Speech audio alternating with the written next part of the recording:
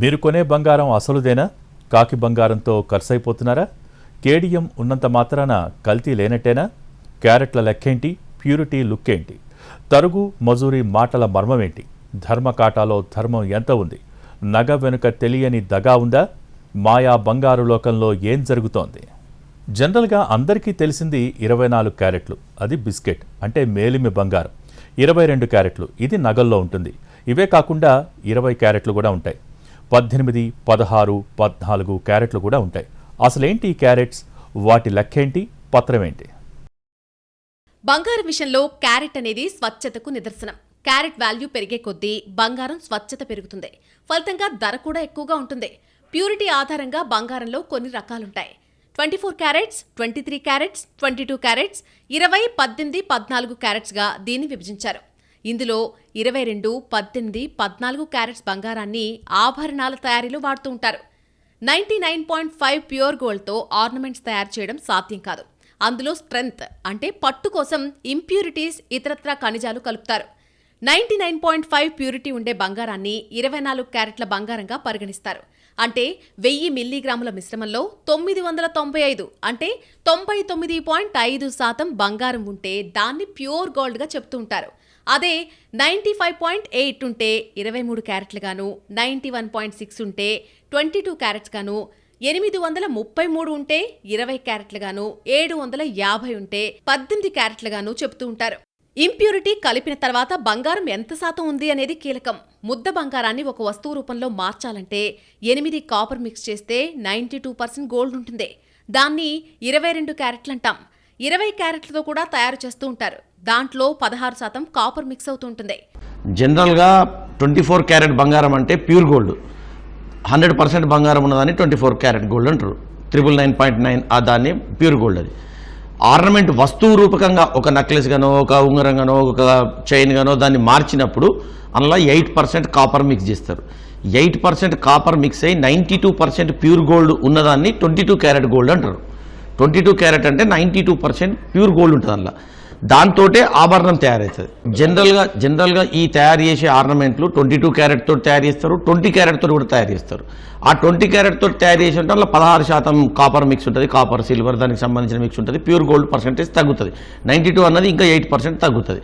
అయితే ఆ రకంగా ఉన్నదాన్ని మనం మళ్ళీ కరిగించినప్పుడు అందులో వచ్చేది ప్యూరిటీ. మనం ఎంత ప్యూర్ గోల్డ్ పెట్టి చేస్తామో ఆర్నమెంట్లో అంతనే ప్యూర్ గోల్డ్ వస్తుంది కరిగించినప్పుడు.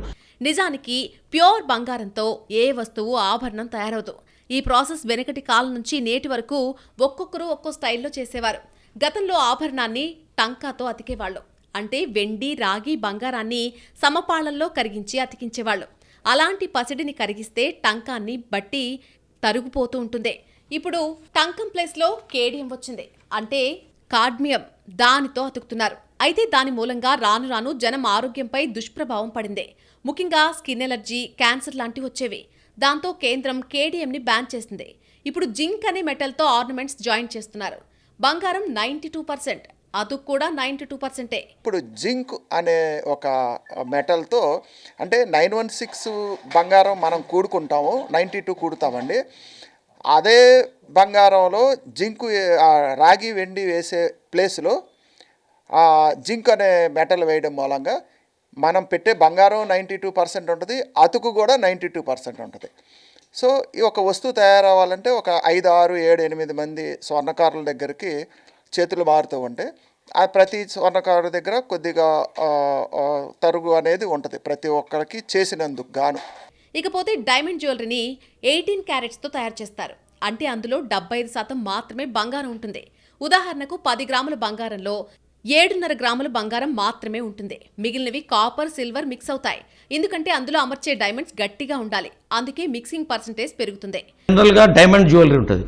డైమండ్ జ్యువెలరీ అన్న దాని మీద 18 క్యారెట్ గోల్డ్ తోటే డైమండ్ జ్యువెలరీ తయారవుతుంది. అంటే అలా 75% గోల్డ్ ఉంటుంది. డైమండ్ జ్యువెలరీలో ఒక డైమండ్ నెక్లెస్లో దాంట్లో ఉన్న బంగారంలో 10 గ్రాముల బంగారం ఉండి ఉంటే అలా 7.5 గ్రాములే బంగారం ఉంటుంది. 2.5 గ్రాములు కాపర్, సిల్వర్ మిక్స్ ఉంటుంది. అది క్లియర్గా మ్యానుఫ్యాక్చరర్ చెప్తాడు. ఎందుకు దాన్ని 18 క్యారెట్ తయారు చేస్తారంటే అందులో పెట్టే స్టోన్స్ గోల్డ్ కన్నా ప్రీషియస్ స్టోన్స్.